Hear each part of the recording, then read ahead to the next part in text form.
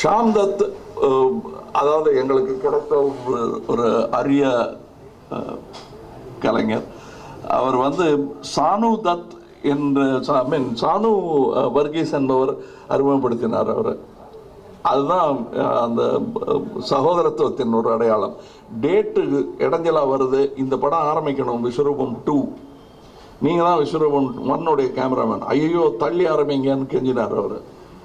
இல்லை அப்படி தள்ளி ஆரம்பித்தோன்னா கால உரையம் ஆகிடும், தப்பாயிடும், நீங்கள் இல்லை ஒரு 3-4 மாதம் தள்ள முடியுமான்னாரு. நான் அந்த படத்தை விட்டுட்டு வர முடியாதுங்க. இல்லை ஆரம்பிக்கணும், அப்போ அதுக்கு தொடர்ச்சியாக இருக்கணும்னா நானே அடுத்த கேமராமேனை சஜஸ்ட் பண்ணுறேன்னாரு. அந்த உணர்வு எனக்கு பிடித்தது. என்னுடைய அடுத்த படம் சான் வர்கீஸ் தான் பண்ணுறாரு, அவர்கிட்ட பேசிகிட்டு இருக்கோம். ஸோ அவர் தேடி எங்களுக்கு அறிமுகப்படுத்தி மாலை போட்டு அனுப்பி வைத்தவர் தான் ஷாம் தத். விஸ்வரூபம் 2 பண்ணிட்டு இருந்தார். அவர் பண்ணும்போது நான் சானு வர்கீஸ்க்கு ஃபோன் போட்டு சொன்னேன், ரொம்ப சந்தோஷமாக இருக்குது இவர் கூட வேலை செய்வது, நல்ல ஆளை தான் தேர்ந்து கொடுத்துருக்கிறீர்கள் என்று. இப்போ இவருடன் பணிபுரிந்தது இன்னொரு படமாக மாறி இருக்கிறது விஸ்வரூபம். எப்படி ஜிப்ரன் கூட அந்த படத்துல இருந்து இந்த படத்துக்கு வந்ததோ அது மாதிரியே ஷாம் தத் அவர்களுடைய குதூகலம் ஒரு ரொம்ப தொற்று. அது குதூகலம் வந்து ரொம்ப குதூகலமாக எல்லாத்தையும் செய்வார். கொஞ்சம் ஜாஸ்தி குதூகலமாக கூட இருப்பார் பல நேரங்களில். எல்லாரும் சோர்ந்து முடிச்சுக்கலாம் இன்னைக்குங்கும் போது இன்னும் கொஞ்சம் ஒரு கோணத்தில் எடுக்கலாமான்னு சொல்லக்கூடிய ஒரு குதூகலமான இளைஞர். சினிமா என்பது வந்து அவருக்கு ரொம்பவும் பிடித்த ஒரு விஷயம். அவருக்கு தொழிலாகவும் இது அமைந்தது அவருடைய பாக்கியம். அவருக்கு சினிமா ஒரு பெரிய பொழுதுபோக்கு. இன்னும் கொஞ்ச நாள்ல சரியா உடம்ப பார்த்துக்கலைன்னா கண்ணு தெரியாது. நான் உங்க பேர்ல கேஸ் போட்டு அடுத்த பிரஸ் மீட்ல இந்த மாதிரி கேள்வி கேட்க முடியாம பண்ணிடுவேன். ஏன்னா இதையே நான் வந்து பல பிரஸ் மீட்ல சொல்லியிருக்கேன். இவ்வளவுதாங்க ஒரு எண்ணத்தை வந்து சொல்றது வந்து உங்ககிட்ட இருந்து திருடிட்டு ஆயிடாது. எங்கிட்ட இருந்து நீங்க எடுத்தாலும் அது அந்த கணக்குல சேராது. இது பொது சிந்தனை. இந்த 5 வருடம் படிக்கணும் டாக்டருக்குன்னு சொல்றது வந்து மக்கள் புரிந்து கொள்ள வேண்டிய ஒரு விஷயம். இல்லை நான் 2 வருஷம் தான் படிச்சிருக்கேன், உங்களுக்கு என்ன உடம்பு சொல்லுங்கன்னா அடுத்த டாக்டர்கிட்ட போயிடுவோம். நம்ம 5 வருஷம் படிக்க முடியலைங்க ஏழ்மை காரணமாக, நான் 2 வருஷம் தான் டாக்டருக்கு படிச்சிருக்கேன், உங்களுக்கு என்ன உடம்பு சொல்லுங்க, நாடியில் கை பிடிக்க பார்த்தாருன்னா கையை உதறிக்கிட்டு வந்துடுவோம் நம்ம. ஆனால் டைரக்டர்களையோ திரைக்கதாசிரியர்களையோ நாம் அப்படி பார்க்கறதில்ல. அது எவ்வளோ பெரிய தொழில்நுட்பம். அது அந்த கேமராவும் தெரிஞ்சிருக்கணும், லைட்டிங்கும் தெரிஞ்சிருக்கணும், அட்லீஸ்ட் ஓரளவாக தெரிந்திருக்கணும், நடிகர்களை இயக்கும் தன்மை வேண்டும். இதெல்லாம் இல்லாமல் அதெல்லாம் ஒரு வருஷத்தில் ஒரு ஷார்ட் ஃபிலிமில் வந்துருன்னு நினைக்க முடியாது. ஏன்னா பாலச்சந்தர் அவர்களும் நம்ம ஜீனியஸ் என்று சொல்லி போற்றும் கலைஞர்கள் எல்லாம் அப்படி வந்தார்களா என்பதை பார்க்க வேண்டும். அதாவது எந்த பள்ளிக்கூடத்துக்கும் போகலையே, அவங்க அடையார் இன்ஸ்டியூட்டுக்கும் போகலை, பூனா இன்ஸ்டியூட்டுக்கும் போகலை, ஆனால் இன்னைக்கு இயக்குனர் சிகரமாக இருந்துட்டு தானே போனார் அப்படின்னு சொல்லலாம். நான் சொல்லுகிறேன், அவர் கிட்டத்தட்ட 20 வருடம் நாடக அனுபவம். சினிமாவுக்கு வர்றதுக்கு முன்னாடி சின்ன பையன்லேருந்து நாடகம் எழுதிட்டு இருக்காரு. ஒரு காட்சி எப்படி இருக்க வேண்டும் என்பதை விமர்சகனாகவும் ஒரு படைப்பாளியாகவும் இருந்து செய்து பார்த்தவர் அவர். 64 அவருடைய அரங்கேற்றம் சினிமாவில் நிகழ்ந்தது. அதுக்கு முன்னாடியே 6 வருஷம் மதிப்பிற்குரிய டைரக்டராக அவர் நாடக உலகில் இருந்திருக்கிறார். அதற்கு பிறகு 2 படம் கதாசிரியராக இருந்திருக்கிறார். அதற்கு பிறகு ஒரு படம் எடுத்திருக்கிறார். அப்போதெல்லாம் அவர் தான் முழுமை பெற்று விட்டுவதாக உணரவில்லை. பாலச்சந்தர் அவர்கள் முழு நிலவாக பிரகாசிக்க ஆரம்பித்தது எனக்கு தெரிந்தவரை வெள்ளி விழா டயத்தும் போது தான் ஆரம்பமாக இருக்குன்னு சொல்லணும். அது ஒரு ஹார்ட் அட்டாக் வந்ததுக்கப்புறம் அந்த நிலவின் முழு ஒளி தமிழகத்தில் பட ஆரம்பித்தது. அந்த நேரத்தில் நான் அவரிடம் போய் வேலைக்கு சேர்ந்தது என்னுடைய பெரு அதிர்ஷ்டமாக நான் நினைக்கிறேன். ஏன்னா அந்த அரங்கேற்றத்திலிருந்து அவருடைய வாழ்க்கையும் தமிழ் சினிமாவும் மாறியது என்பதுதான் ஒரு இது. இவ்வளவு பேக்ரவுண்ட் வேண்டி இருக்கு ஒரு டைரக்டர் இவ்வளவு பலமான டைரக்டர் கிடைப்பதற்கு. நீங்க பாரதி ராஜாவுக்கும் அது பிறந்தோம், யார்ட்டையும் அவர் கத்துக்கலைன்னு. மணிரத்னம் சொல்லுவார், நான் எந்த டைரக்டர்ட்டையும் அசிஸ்டண்டா வேலை செஞ்சது இல்லைன்னு. அது அப்படி வேணா இருக்கலாமே தவிர, ஆனால் யாரிடத்திலும் நான் பயிரவில்லை, கற்றுக்கொள்ளவில்லை, பார்த்து தெரிந்து கொள்ளவில்லை என்றால் அது போய் அவர் சொல்ல மாட்டார் அதை. ஆனால் நீங்கள் இருக்கும் இந்த அரங்கத்தில் அவர் பல வெளிநாட்டு சினிமாக்களை பார்த்து கற்றுக்கொண்டிருக்கிறார். எங்களிடத்தில் எல்லாம் பல எழுத்தாளர்களிடம், திரைக்கதாசிரியர்களிடம் அதை ஏன் இப்படி எழுதுறீங்கன்னு பென்சிலை பேக்கெட்டில் வச்சுட்டு நோட்ஸ் எடுத்துக்கிட்டு போய் வீட்டில் திரைக்கதை எழுதியிருக்கிறார். பாரதி ராஜாவுக்கு தன் திரைக்கதையை படித்து காட்டியிருக்கிறார். இது மாதிரிலாம் பல வாய்ப்புகள் வந்திருக்கின்றன. ஸோ எல்லாருமே மணிரத்னம் பார்க்கும்போது ஒரு சின்ன ஒரு ஷார்ட் ஜிஸ்ட் ஆன் மணிரத்னம்னு ஒரு எஸ்ஏ மாதிரி நினச்சிக்கிறாங்க அந்த வாழ்க்கையை.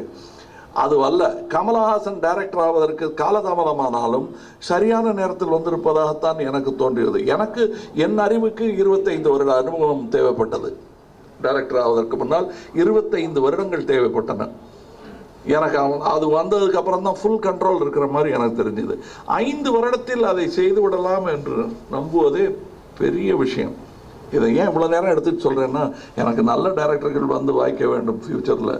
அதுக்காக becoming a censor board, they are supposed to be a certification board. We had brought it down to that after a lot of argument, logical argument. Now one gentleman who's also known to me, Mr. Nelani, he comes and reverts its position back to being a censor board. They are giving you a list of dialogue that should not take place in this. You cannot talk like this in times of the web world. It's interlaced world. You cannot stop anything. It's going to get more and more free. I don't think these people have seen Netflix or any of those things. That cinema has changed. It's totally different, and it's unfair to curb cinema. You are stopping Indian cinema from becoming international, and expletives are the rights of a writer in cinema. So cinema le restriction age neenga solreenga indha mari unga kondaadukana nariya restriction, but social sites la pathinga chinna vayasula periyavanga paakala number of visitors pathinga vandu padathoda adhigama adula vara dialogues with it is worse than what is seen this. அதான் சொல்றேங்க. ஏன் யாரும் கேட்க மாட்டாங்க? யாரும் இல்ல ஒண்ணுமே. இது ஒரு ரொம்ப குழந்தைத்தனமான விஷயங்க. இது ஒரு சர்ச்சு, கோவில் பூசாரிகள், பண்டாரங்கள் செய்யும் வேலை இது. அதை இந்த காலத்தில் செய்ய முடியாது. ஒரு காலத்தில் இட்டாலியில் சர்ச்சு பாதிரியார்கள் தான் சென்சார் போர்டு ரூம் நடத்திட்டு இருந்தாங்க. மணி அடிச்சாங்கன்னா அந்த காட்சியை நீக்கிடணும். இது படமாக கூட வந்தது. அப்படியெல்லாம் நடந்திருக்கு. அதெல்லாம் நடக்காது. இனிமே நடக்கக்கூடாது என்பது ஒரு உண்மை, நடக்காது என்பதும் ஒரு உண்மை. அவங்களுடைய கருத்து படம் பார்த்துட்டு சொல்லுங்க. படம் பார்க்கறதுக்கு முன்னாடி சொல்றது வியாபாரம் என்று தான் நான் நினைக்கிறேன்.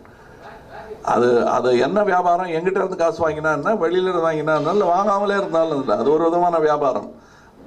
நீங்க நேர்மையான ஆளா இருந்தா படம் பார்த்து விட்டு சொல்லுங்கள். படம் பார்ப்பதற்கு முன்னாலேயே இப்படி நான் படம் பார்த்தேன் எனக்கு பிடிக்கலன்னு போட்டு காட்டுறதெல்லாம் இனிமேல் பண்ணக்கூடாதுங்கிறது நண்பர்கள் மூலமாக நான் புரிந்து கொண்டேன். இல்லை மதிக்க நம்ம அதாவது விதிங்கிறத சொல்லி தான் பல பேர் அடிமைப்பட்டு பண்ணிருந்தோம். இவனுக்கு விதிக்கப்பட்டது இது, இதுக்கு மேலே கேள்வி கேட்காத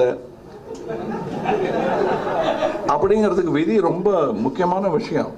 அதற்கும் மதி வேண்டும். இந்த விதியை படைப்பதற்கு ஒரு மதி வேணும். ஆனால் மதி தான் எனக்கு முக்கியமாக படுகிறது. அது மாற்றி மாற்றி அமைக்கும். இதில் எனக்கு இது சாடல் கூட எனக்கு குறைந்து விட்டது. ஏன்னா கோவில்களை இடிக்க வேண்டியது என்னுடைய கடமை இல்லை. எனக்கு முக்கியமான வேலை என்னன்னா, இப்போ அதையும் விட முக்கியமான வேலை கழிப்பறைகள் கட்டுவது. இந்தியாவில் போதுமான கோவில்கள் இருக்கின்றன, கழிப்பறைகள் தேவை. இன்னும் சொல்ல போனால் செவுத்துல ஒண்ணு கடிக்காம இருக்கிறத கற்றுக் கொடுக்க வேண்டியது நம் இந்தியர்களுக்கு மிக முக்கியமான. அதன் விசை அவர்கள் கையில் இல்லை, பேண்ட்டுக்குள் இல்லை, தலையில் இருக்கிறது. அங்கேயும் மதி பிரயோஜனப்படும்.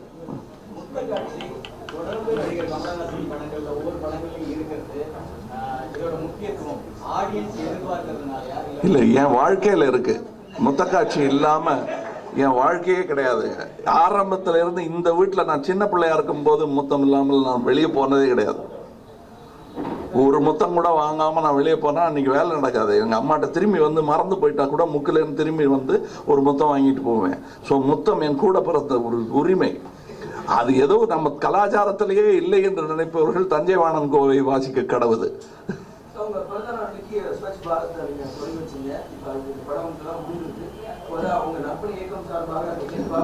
தொடர்ந்து செய்துகிட்டே இருக்காங்க.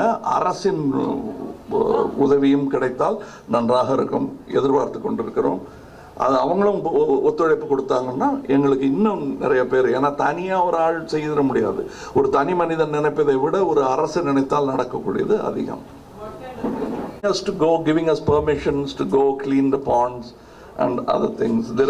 We have qualified people who can clean ponds, but I think we are approaching them in the proper manner, but I wish they would be, all their permissions will be expedited so that we could get on with the jobs. பத்தாதுங்கிறதும் உண்மை. நல்லா இருக்கு, ரொம்ப நல்லா இருக்கு. என்னால் நம்பவே முடியல. இங்கே முதல்ல டெலிவிஷன் வாங்கி கருப்பு வெள்ளையில் தட்டி பார்த்துட்டு இருந்தாங்க. ஏன்னா அது கொஞ்சம் தட்டினா தான் கேட்கும். தட்டு வரணும் பிடித்த ஒரு டெலிவிஷன்.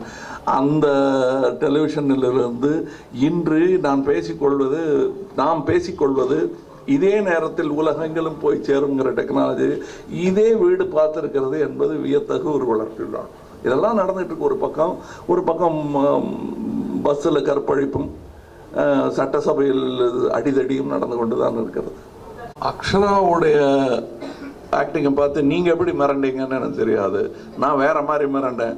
ஐயோ இன்னும் நல்ல படங்கள் வரணுமே, எனக்கு கிடைத்த மாதிரி நான் பெற்ற இன்பம் இந்த குழந்தைகள் பெற வேண்டுமே என்ற பயம் வந்து விட்டது. ஏன்னா பாலச்சந்திரன் மாதிரி ஒரு டைரக்டர் அவங்களுக்கெல்லாம் கிடைக்கணும்.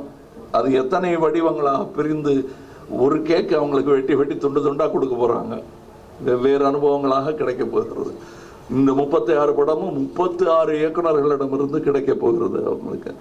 அது நல்லதாகவும் இருக்கலாம், இல்லை இப்படி ஒரு நல்ல ஆசிரியர் அவர்களுக்கு கிடைக்க வேண்டுமே என்பதும் என்னுடைய ஒரு ஆசை.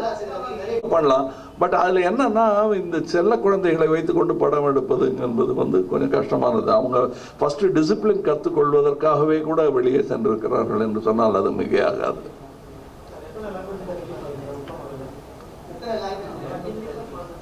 ஹிந்தியில் போல இப்போதைக்கு, ஏன்னா அதோட ரைட்ஸ் என்கிட்ட தான் இருக்கு. தெலுங்கில், மலையாளத்தில் எப்பவும் போல ரிலீஸ் ஆகும், கர்நாடகத்திலும் ரிலீஸ் ஆகும்.